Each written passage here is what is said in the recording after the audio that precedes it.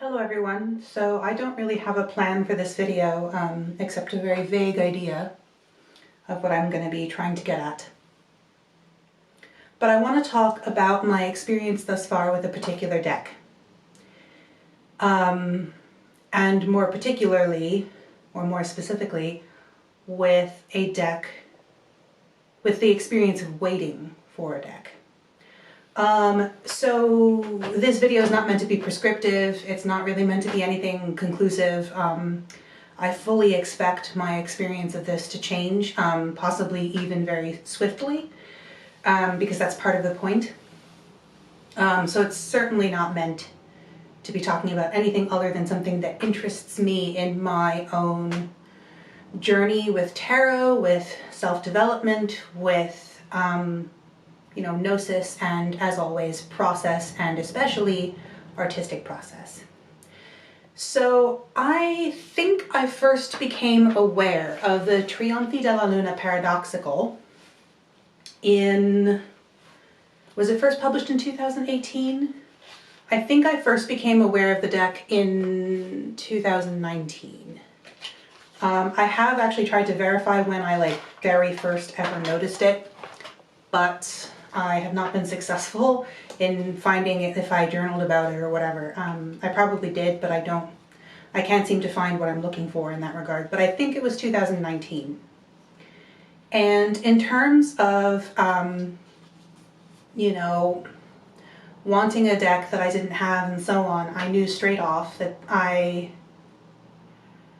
this not only ticked all of the boxes, but that it was linking in very specifically to certain things I was really craving more generally in the tarot world for my own tastes, and also linking into other things that I was considering, say, with my own decorative space, with my own artistic style, and also with my own experience of my imagination, and as you will have potentially seen with my last video, the darker sides of my imagination and my dream world and my nightmares. I have talked before, I'll show cards while I'm talking. I had talked before about, let's see, focus, come on. I had talked before about loving creepy art, quote unquote creepy art, about loving the darker aesthetic, about loving historically informed aesthetics. And furthermore, art, in terms of artistic influence for me, I have a fascination with what I tend to refer to as verdure from void. This basically is a recurring motif in everything I surround myself with of, loosely speaking, organic, floral, or otherwise repeating curvilinear geometric patterns against a black background. And these curvilinear geometric patterns are often very sort of jewel-toned, very light colors. So certain forms of Scandinavian or American folk arts based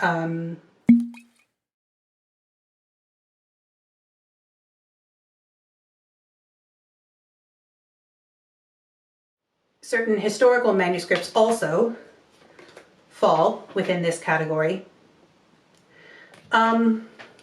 So upon seeing this deck, it was something that, even just on those lines alone, in terms of finding ways to incorporate those influences into my own art, my own painted furniture, sacred items, my own surroundings, finding ways to talk to myself about those techniques, to integrate them into my worldview even further than already, how they interplay with my ideas about deck positivity and so on. Upon seeing this deck, I really wanted that to then be brought into my own divinatory practice. And to be honest, I haven't seen anything since that has triggered, that has sort of ticked that particular set of boxes for me. So I have never ever, there are other reasons I wanted this deck, but just even with that one alone, I've never come across another deck that came close to satisfying that need. Now, the experience of not being able to get this deck, because when I first became aware of it, it was already out of print, and again, as advertised, was never going to be printed again. There are two sort of generalized experiences I had out of realizing that I could not have this deck. One was, it was a really good learning experience in terms of deck acquisition, because I did repeatedly try to acquire close versions of the deck. I am pleased with some of those purchases, but not with all of them. And so for example, I have the original colorway for this deck, and I also have the Paradoxical blue, and those really do serve certain functions within my practice, certain functions within my own art historical understanding, the way I talk to myself, the way I interface with my surroundings. But I knew pretty quickly that they were not doing what this needed to do for me. And furthermore, there's at least one purchase I made, which was of the illustrated Pips version of this deck, recently released, since this one was not made available as of the time of that release, that I jumped at the chance of having, because I thought, okay, well, maybe this was the closest I'll ever get. Normally, I don't like when I feel rushed about purchases, and I don't like when I am repeatedly trying to approximate something. Sometimes approximation of something does the trick, and other times you realize you're sort of continually being a little bit dishonest with yourself. And in my case, the awareness of that, and I'm not claiming that this does this for everybody or that it should, but in my case, the awareness of that was very distressing. I really don't like when that happens. I am, as I've said before on my channel, I'm very meticulous about my surroundings, and I feel very hemmed in and very cluttered and very noisy very quickly. Sometimes this feels very animist to me. There can be too many people, too many identities, too many voices, too much informational intake if I'm not very careful about what I bring into my home. So in some cases, that technique of approximating something that you will never be able to otherwise get works for me, and other times it really doesn't. And I'm much better now at knowing that difference. Whereas I think that the, shall we say, deck lust for this deck is part of how I learned that lesson. And I'm not gonna lie, the disappointment with myself multiple times throughout that process was pretty intense. Pretty intense. The other direction I went in with the sort of, it's not even regret, because I didn't know about the deck while it was still technically in print, but the other experience I went through was to do with knowing I couldn't have a thing and thinking, okay, well, that is an unanswerable situation. I can't fix that. That is outside my control. So what is in my control? And I realized part of the reason I was interested to begin with, again, is that there are elements of style in this deck that were evocative, or at least visually similar to things that I wanted to explore artistically in my own life. So I thought to myself, okay, well, why don't I start drawing tarot archetypes, tarot cards, exploring the structure of pip systems, historic pip systems, Marseille influenced, but also other forms of pip systems historically. Why don't I start exploring those techniques, doing sketches for myself? Why don't I start studying those techniques and seeing if I can make myself a deck that approximates this need for the black background with the jewel-toned colors with historical influence threaded throughout. If I can't have this iteration of Patrick Valenza's work, why not go to the root cause of part of the reason I want it and properly explore my own style, my own way of conceiving of things. And out of that form of dissonance, out of that sense of yearning, out of that sense of totally, as far as I was aware at that time, totally unanswerable, never gonna have it, never gonna be able to afford a secondhand copy, it's just not going to happen. Out of that was born a project I'm currently working on that has gone not only a long way towards refining my understanding of tarot and the systems that make immediate sense to me and the ones that I wish to pursue, but also my own artistic style, independent very specifically of Patrick Valenza's style. This is not an issue of copying in any regard. It's an issue of, okay, the springboard concepts in this deck I was hoping were going to influence me in this way. Why don't I just go ahead and be influenced by them whilst also pursuing the original things that I had already determined were the reasons I was interested in this. So furthermore, out of that creative project, I realized a thing or two about my own artistic style that's independent of this, but also that I would never have realized had I not pushed myself, had I not felt that sense of yearning, that unanswerable, unsatiable lack. I may have gotten there eventually, but the creative thinking in response to what I perceived as a dilemma is something I will never not be grateful for, because it came at a time in my life when the creative response and the hard work that is still going into that was necessary to build a better, more alchemically unified sense of self. Progress still ongoing, of course. Now, obviously, I now have this deck. This edition, which is of course still in print, came into being earlier this year. I can't remember what month, but I want to say March or something along those lines. Early enough in the year, as far as I remember. I first heard of it coming out on Anna over at Astro Lady Tarot, her channel. And I kind of lost my mind. I was, first of all, quite upset, but more in the sense of, like, not angry or only negative, more just in the sense of, like, really strong feelings, like, as in the balance had been upset. And I couldn't straight away afford it. I had recently purchased the illustrated pips. I couldn't straight away afford it, and so I knew I had to wait longer. I have been very, very lucky in that a friend of mine got this deck for me and sent it to me. I believe this deck was one of the bumped or schmumped copies, so I believe she purchased it at a discount when she sent it to me, and I am so eternally grateful. The more so because after, let's see, 2019 to 2023, after 4 years of waiting for a deck that I didn't even know I was waiting for, because as far as I was aware, it was never going to happen. After 4 years of waiting for this deck has come to me in a way that also feels very special and very meaningful to me. It came in a package from my friend that included a really heartfelt message at a time when I very badly needed it. And furthermore, she sent in that package a card that's above my altar right now with magpies on it, which connect for me specifically to a family member I lost during the pandemic,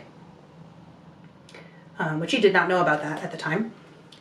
And furthermore, she also sent the deck with 2 blue jay feathers, one of which I keep in the box along with some incense. I have since made a bag for this deck. I keep it in the box, but I keep the box in a bag. I've made a bag for this deck with fabric given to me, the lining fabric given to me by another friend, thematically relevant to the black and the blue of the deck. So not only is this now officially in my head a Corvid deck, but it is also a blue jay deck. So I am not sure if I will record more of this video at this time.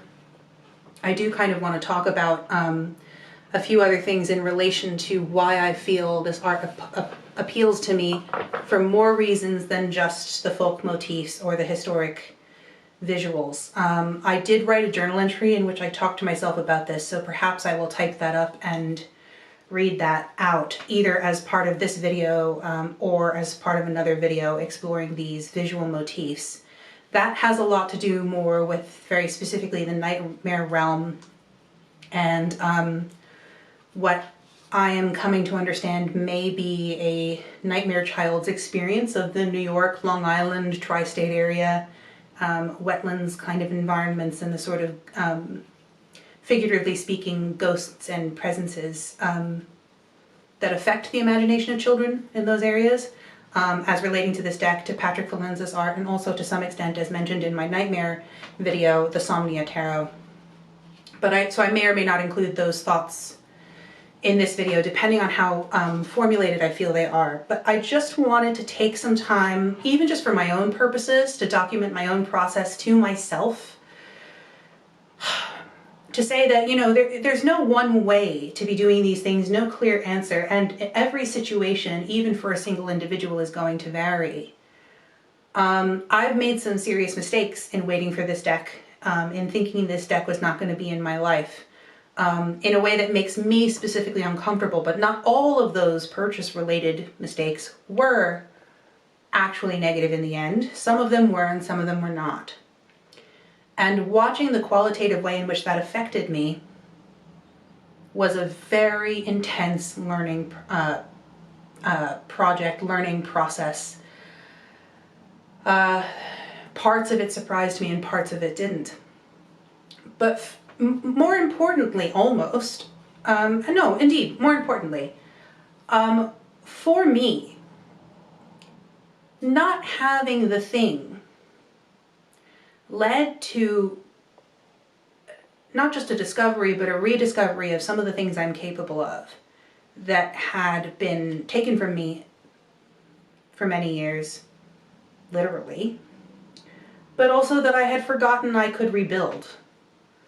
And my response to a certain form of creative distress, and again, that sounds very dramatic, but it's just more my creative, let's call it creative-based problem solving around a specific thing that I perceived as lack.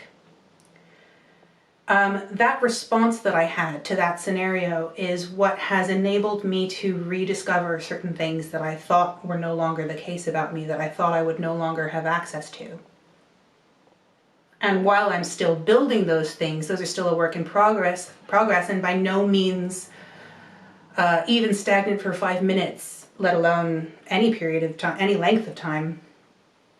I'm very grateful for that. It's complicated, it's ongoing, there's no clear answer, but I'm very, very grateful for that. But of course, at the same time, that in no way diminishes the fact that I now have this. This means a lot to me. There's a bus out my window, so now I look like a ghost. Hello. Drive on, please. Thank you. I'm gonna leave that in. Oh, what was I saying? Okay, so this is, you know, the answer to waiting for the deck and having to think creatively and so on isn't automatically never purchasing it. And it doesn't mean that, you know, we sometimes when we wait for a long time for something, you know, the end result is somehow disappointing, but not so with this. And I suspect it's because I had a lot, in a very sort of social way, a lot of frickin', you know, reasons with a capital R for wanting it, as many of us do with decks that we want really badly. And I had time to think over those reasons and to refine them. But as has been happening also with my understanding of my own nightmare realm over time, and my own art historical references and significances, certain motifs in my life, certain key cartomantic tropes and so on, all of these things have also had some time to mature while waiting. And what that has done is meant that once the deck is in my hands, I'm like ready and raring to go, and it's already talking to me. in a way that it might not have done if I had gotten it straight away, because I was less familiar with what voice and what voice tarot has, certain tarot systems have, and how I hear or perceive them. I suppose, you know, to sort of summarize it, I've matured in the time that I've been waiting, 4 years, you know, and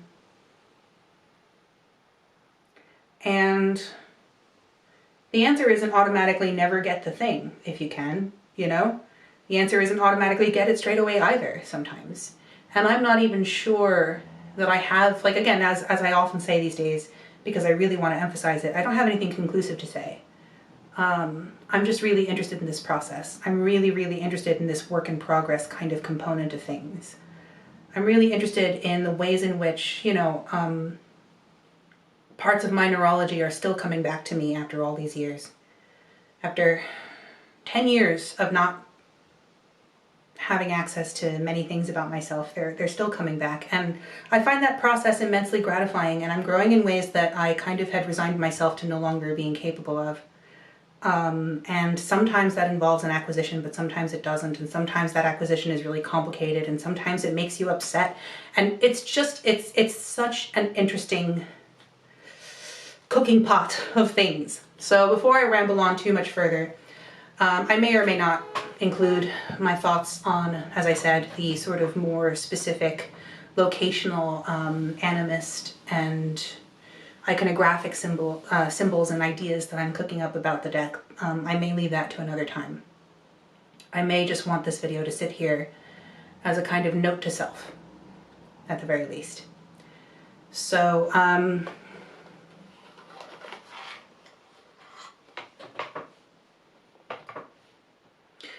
I think I'll leave it there.